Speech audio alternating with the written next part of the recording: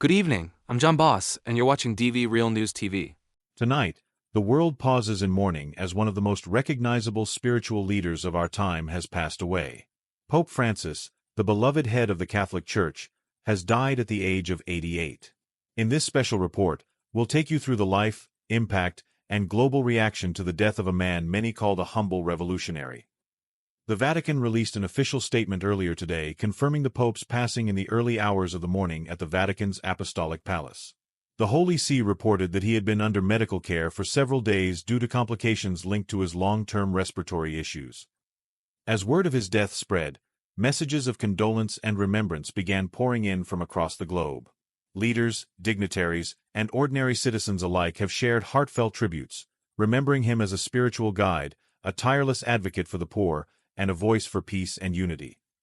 In Washington, President of the United States expressed sorrow over the loss, calling the Pope a man of unwavering compassion. In Paris, the French president reflected on the Pope's efforts to bridge divides within a polarized world. From Latin America to Asia, the reaction was profound. The Argentinian government declared 3 days of national mourning, honoring the man who hailed from their capital of Buenos Aires and rose to global prominence. Leaders from Muslim and Jewish communities also extended their respects, reflecting the Pope's commitment to interfaith dialogue. Pope Francis, born Jorge Mario Bergoglio, was elected to the papacy in 2013. He was the first Jesuit, the first pope from the Americas, and the first to take the name Francis, a nod to Saint Francis of Assisi and his devotion to humility and service.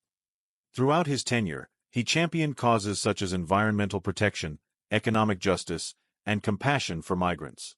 He modernized the Church in many ways, though not without controversy, pushing for inclusivity while maintaining traditional values. In cities across the world, candlelight vigils and prayer services have been held in his memory. Outside the Vatican, thousands have gathered to pay their final respects. Many describe him as a leader who felt close, who spoke plainly and lived simply. He made us feel seen. Even if you weren't Catholic, you felt his humanity.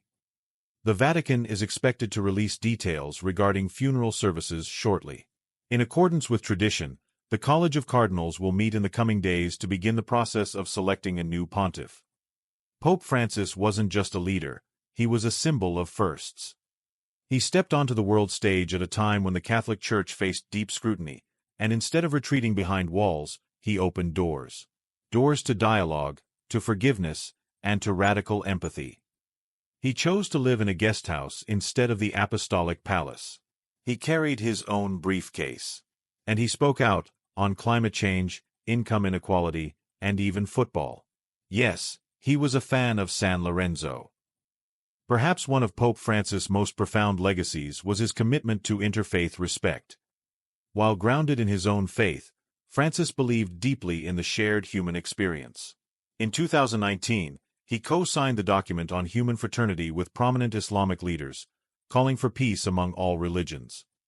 That message, simple yet bold, resonated with millions beyond the Vatican's walls, especially in a world often fractured by fear and ideology. He was often called the People's Pope. Not because of grandeur, but because of his grace.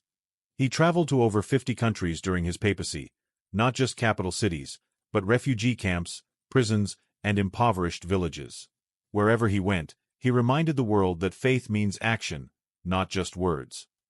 Young people around the world have taken to social media to honor the Pope, not just as a religious figure, but as a role model.